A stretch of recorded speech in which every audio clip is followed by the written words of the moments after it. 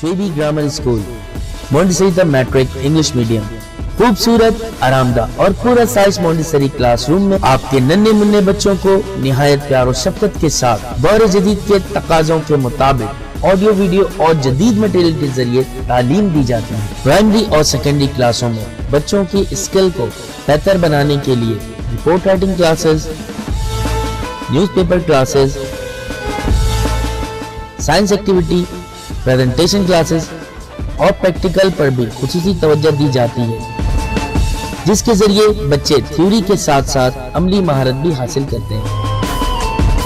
کراچی کی سطح پر اسپورٹس اور تعلیمی میدان میں مختلف ایوارڈ کا حصول اسکول کی محنت اور مہارت کا منہ بولتا ثبوت ہے۔ میٹرک میں 100% رزلٹ اور بورڈ میں کئی سالوں سے مسلسل پوزیشن۔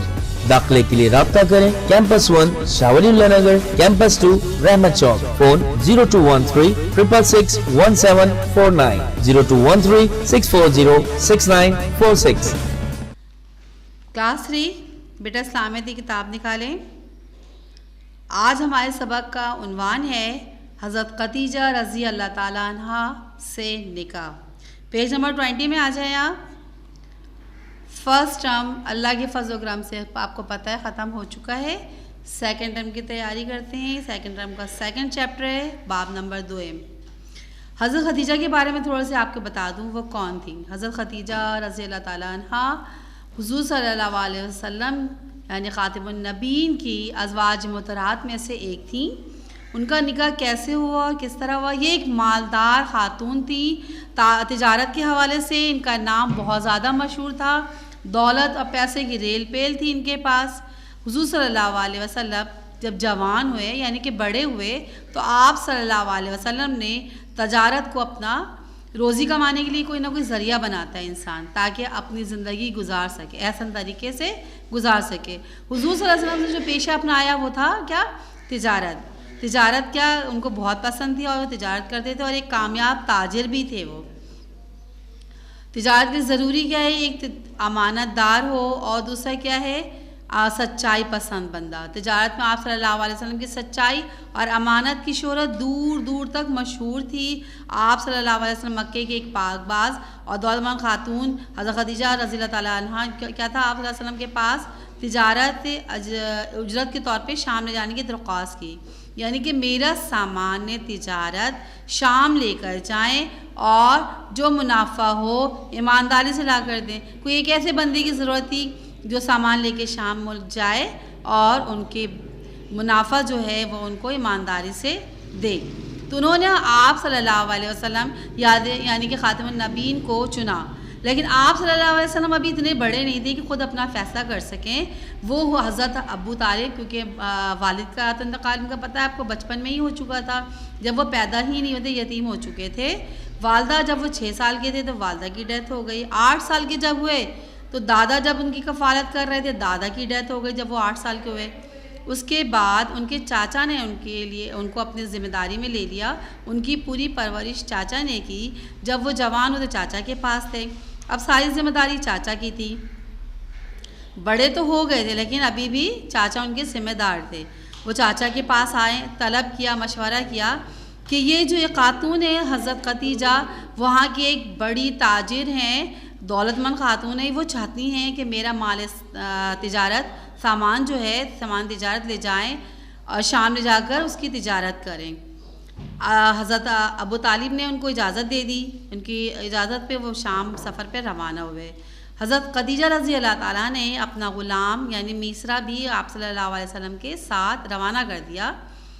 دونوں سفر کے دوران آپ صلی اللہ علیہ وسلم کے اچھے اخلاق، کیونکہ آپ کو پتہ ہے حضور صلی اللہ علیہ وسلم کیا تھے؟ ایک اخلاق مند شخص تھے۔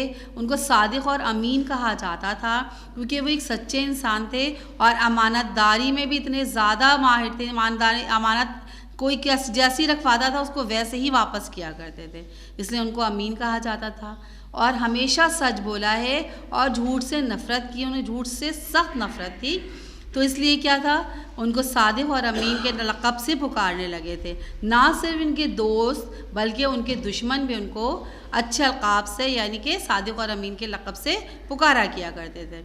آپ صلی اللہ علیہ وسلم کے اخلاق سے متاثر تھیں، تو انہوں نے کیا ہوا کہ جب وہاں بھیجا میسرا کے ساتھ، جب اس غلام نے ان کا جب اتنا اچھا اخلاق دیکھا، ان کی سچائی دیکھی، اور سچائی کے علاوہ آپ صلی اللہ علیہ وسلم کے برکات، اللہ تعالیٰ کے آپ صلی اللہ علیہ وسلم کی غیبی مدد، کیونکہ اللہ تعالیٰ جس کو چاہتا ہے نوازتا ہے، جس کو چاہتا ہے اس کے ساتھ برکتیں نازل فرماتا ہے، تو آپ صلی اللہ علیہ وسلم کے ساتھ تو ویسے بھی اللہ تعالیٰ کی غیبی مدد تھے۔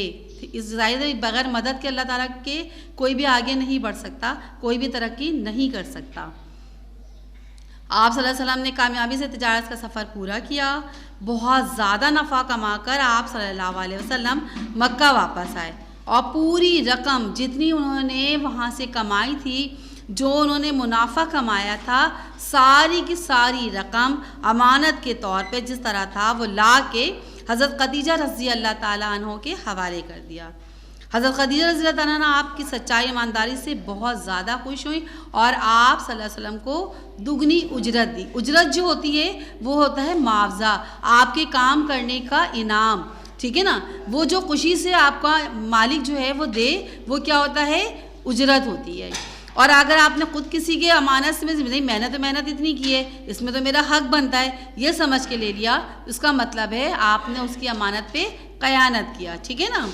حضرت خدیجہ رضی اللہ تعالیٰ عنہ آپ صلی اللہ علیہ وسلم کو جب اتنے زیادہ ان کی امانت داری کو دیکھتی ہیں، دیانت داری کو دیکھتی ہیں، اخلاق کو دیکھتی ہیں، اور ان کے بارے میں اتنا سنتی ہیں کہ اتنے نیک شریف اور اتنے اچھے انسان ہیں، تو آپ صلی اللہ علیہ وسلم کیا کرتی ہیں؟ ان کے پاس، یعنی کہ حضور صلی اللہ علیہ وسلم خاتم النبیین کے پاس نکاح کا پیغام بھجوا دیتی ہیں۔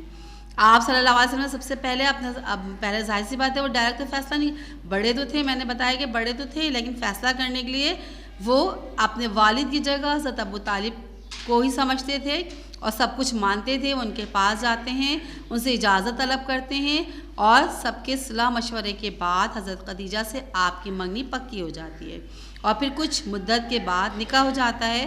آپ صلی اللہ علیہ وسلم کے نکاح میں کیا تھا؟ نکاح میں آپ صلی اللہ علیہ وسلم کے ساتھ آپ دو چچا حضرت ابو طالب اور حضرت حمزہ، آپ صلی اللہ علیہ وسلم کے قریبی دو دوست حضرت ابو بکر، حضرت قریش کے سردار بھی شریک ہوئے تھے۔